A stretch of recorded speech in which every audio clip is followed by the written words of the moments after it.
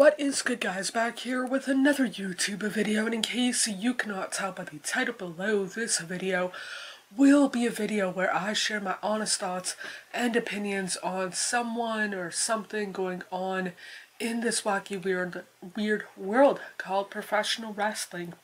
And as you can tell by the title below, this one will be about my thoughts on former multiple-time champion within AEW and wrestling in general, Jon Moxley. Before I share my thoughts and opinions on him, would love to know what your thoughts are on Mox down in the comments below. While you are down there, feel free to hit the like, subscribe, turn on post notification. Of course, you don't have to if you don't want to, but it would mean a lot to myself if you did. And when it comes to Jon Moxley, there was a huge spell, mostly due to his Dean Ambrose character, where I personally was not a fan of it or him, and you could argue that's WWE creative, or there were just more interesting people at that time within wrestling, kind of combination of both, probably. But one thing led to another. He left WWE, joined AEW, and for those who don't know, from pretty much the inception up until June of 2022, I would really only watch the pay-per-views, maybe the odd clips on Twitter. I would definitely watch their YouTube and whatnot, but pretty much I was not watching TV. The only real exposure to Jon Moxley I had during the first couple of years of him in AEW was through pay-per-view, and I thought, okay, yeah, I like him, kind of deal. I like other people more, but I like him. I can see why people, like, if they said Jon Moxley was their favorite, I could understand why, but he just wasn't my guy. Then, June 2022, I started watching AEW Dynamite pretty much week in, week out. There's been episodes here and there where I have missed, but ever since pretty much get-go, Mox has been my guy, kind of deal and whatnot within AEW, which for myself personally, I was not expecting that. Like, there's people within AEW from June up until June 2022, like I mentioned, up until now that I have liked or found more entertainment in for a lot longer than I have for Mox, but him in AEW just fits right, kind of deal, if that makes any sort of sense. Like, let's say hypothetically John Cena did the indies, it would feel weird because he's a WWE guy.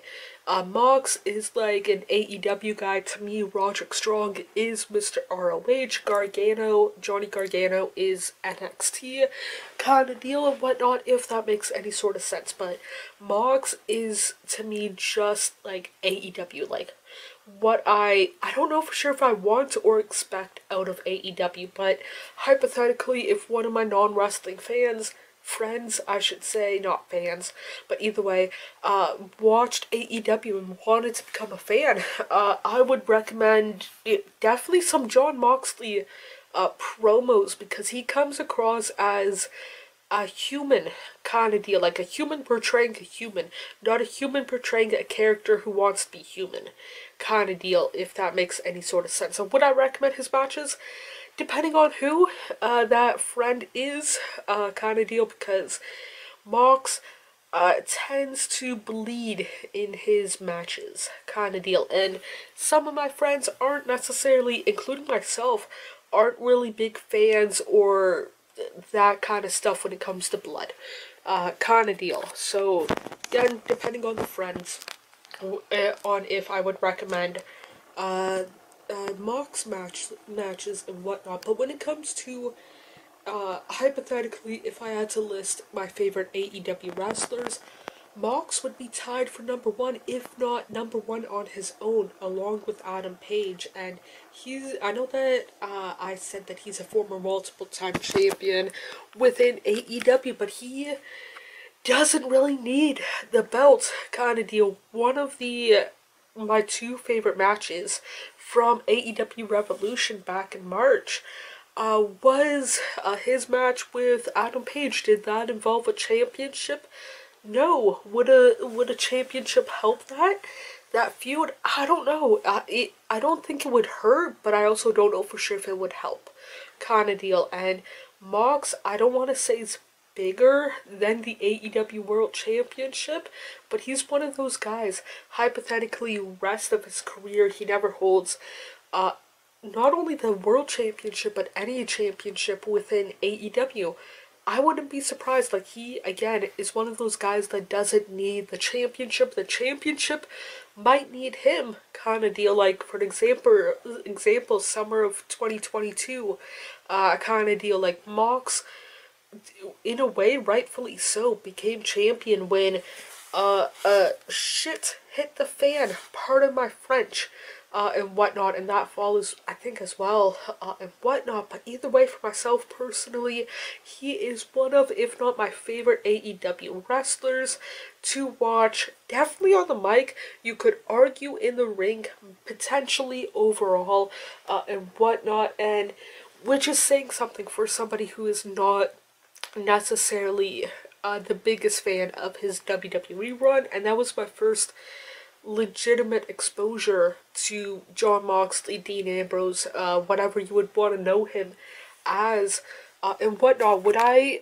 pay to meet him? Depending on the price. Would I pay the $200 or whatever to meet him at, let's say, a WrestleCon, or when he was in WWE in Access? For myself personally, no. Would I pay like the, let's say, $75 for an autograph, $75 for a photo?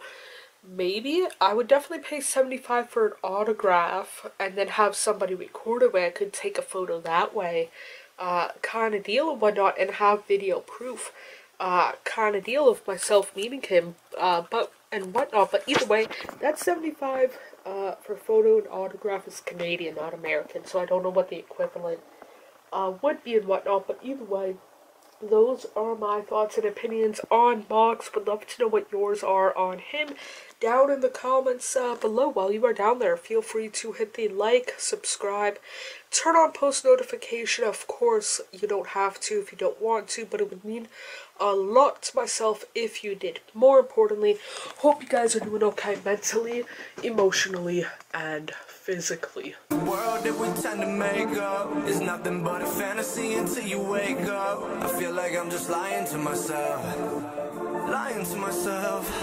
yeah. Cause I just crossed the line like I'm playing offside. I do it how I want and I'ma do it till I die. Feel like I'm just lying to myself, but it's